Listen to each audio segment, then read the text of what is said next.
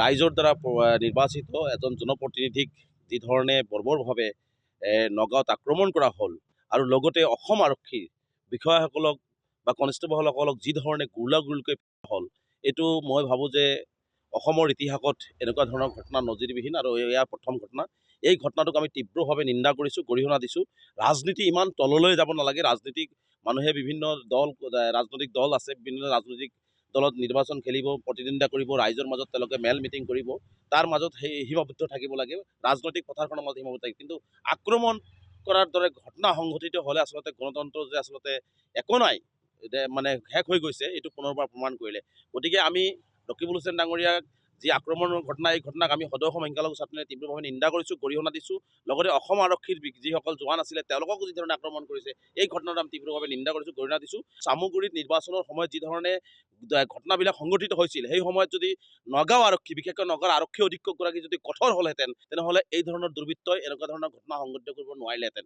যিসকলে নগাঁৱত নিৰ্বাচনৰ সময়ত ঘটনাবিলাক সংঘটিত কৰিছিল, তেওঁলোকৰ যদি শাস্তি বিহিলহেঁতেন, তেনেহ'লে আজি এই ধৰণৰ এজন জনপ্ৰতিনিধিয়ে হওক বা আৰক্ষীয়ে হওক, এনেকুৱা ধৰণে ৰাজপথত ৰাইজৰ সন্মুখত তেওঁলোকে আক্ৰমণৰ বলি হ'ব লগা নহ'লহেঁতেন। নগাঁও আৰক্ষী অধীক্ষকৰ ব্যৰ্থতাৰ কাৰণে হৈছে, নগাঁও পুলিচৰ ব্যৰ্থতাৰ কাৰণে হৈছে। কিন্তু এনেকুৱা ধৰণৰ যদি এইটো বিহাৰ নহয়, উত্তৰ প্ৰদেশ নহয়, যে আচলতে এইটো বিহাৰ বা উত্তৰ প্ৰদেশ সদৃশ এটা পৰিৱেশ সৃষ্টি কৰিবৰ কাৰণে বিচৰা হৈছে নেকি বুলি আমাৰ এতিয়া সন্দেহ হৈছে, যে কোনোবা ৰাজনৈতিক দলে আচলতে এইটো বিহাৰ বা উত্তৰ প্ৰদেশ কৰিব বিচাৰিছে নেকি। গতিকে সাধাৰণ ৰাইজে শান্তি বিচাৰে, সাধাৰণ ৰাইজে শান্তিত থাকিব বিচাৰে, সাধাৰণ ৰাইজে মিলাপ্ৰীতিত থাকিব বিচাৰে। আৰু এনেকুৱা ধৰণৰ আক্ৰমণ কৰি এটা অশান্তময় পৰিৱেশ সৃষ্টি কৰাৰ বিলাকৰ বিৰুদ্ধে যদি গৃহ বিভাগে মানে ব্যৱস্থা নলয়, তেনেহ'লে কিন্তু অহা দিনবিলাকত কিন্তু আৰু মানে বেয়া দিশ আমি দেখিবলৈ পাম।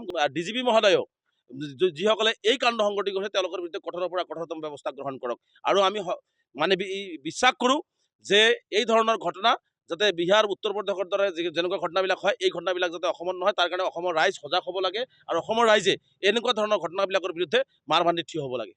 ৰাইজৰ দ্বাৰা নিৰ্বাচিত এজন জনপ্ৰতিনিধিক যি ধৰণে বৰ্বৰভাৱে নগাঁৱত আক্ৰমণ কৰা হ'ল আৰু লগতে অসম আৰক্ষীৰ বিষয়াসকলক বা কনষ্টেবলসকলক যি ধৰণে গুলীয়াগুলীকৈ হ'ল, এইটো মই ভাবোঁ যে অসমৰ ইতিহাসত এনেকুৱা ধৰণৰ ঘটনা নজিৰবিহীন আৰু এয়া প্ৰথম ঘটনা। এই ঘটনাটোক আমি তীব্ৰভাৱে নিন্দা কৰিছোঁ, গৰিহণা দিছোঁ।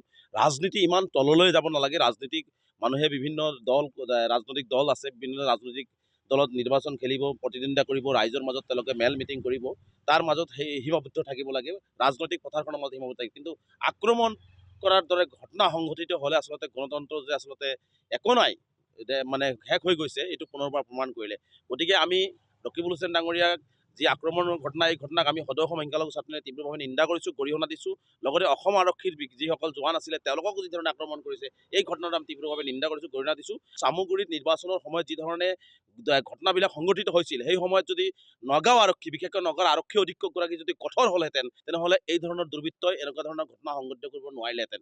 যিসকলে নগাঁৱত নিৰ্বাচনৰ সময়ত ঘটনাবিলাক সংঘটিত কৰিছিল, তেওঁলোকৰ যদি শাস্তি বিহিলহেঁতেন, তেনেহ'লে আজি এই ধৰণৰ এজন জনপ্ৰতিনিধিয়ে হওক বা আৰক্ষীয়ে হওক, এনেকুৱা ধৰণে ৰাজপথত ৰাইজৰ সন্মুখত তেওঁলোকে আক্ৰমণৰ বলি হ'ব লগা নহ'লহেঁতেন। নগাঁও আৰক্ষী অধীক্ষকৰ ব্যৰ্থতাৰ কাৰণে হৈছে, নগাঁও পুলিচৰ ব্যৰ্থতাৰ কাৰণে হৈছে। কিন্তু এনেকুৱা ধৰণৰ যদি এইটো বিহাৰ নহয়, উত্তৰ প্ৰদেশ নহয়, যে আচলতে এইটো বিহাৰ বা উত্তৰ প্ৰদেশ সদৃশ এটা পৰিৱেশ সৃষ্টি কৰিবৰ কাৰণে বিচৰা হৈছে নেকি বুলি আমাৰ এতিয়া সন্দেহ হৈছে, যে কোনোবা ৰাজনৈতিক দলে আচলতে এইটো বিহাৰ বা উত্তৰ প্ৰদেশ কৰিব বিচাৰিছে নেকি। গতিকে সাধাৰণ ৰাইজে শান্তি বিচাৰে, সাধাৰণ ৰাইজে শান্তিত থাকিব বিচাৰে, সাধাৰণ ৰাইজে মিলাপ্ৰীতিত থাকিব বিচাৰে। আৰু এনেকুৱা ধৰণৰ আক্ৰমণ কৰি এটা অশান্তময় পৰিৱেশ সৃষ্টি কৰাৰ বিলাকৰ বিৰুদ্ধে যদি গৃহ বিভাগে মানে ব্যৱস্থা নলয়, তেনেহ'লে কিন্তু অহা দিনবিলাকত কিন্তু আৰু মানে বেয়া দিশ আমি দেখিবলৈ পাম।